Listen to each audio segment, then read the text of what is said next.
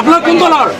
কি আমি কংগ্রেস দল, আমি কংগ্রেস দল, আমি ইমান মানুষ না, ইমান হিসাব থেকে আমি রিয়েলি আইছো।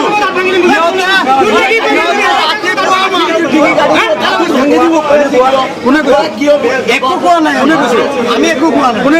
সিহঁতে দাদাগিৰি কৰি আছে, সিহঁতে কৈছে আমাক ওলাই দি বোলে কাউণ্টিং কৰি লৈ যাব।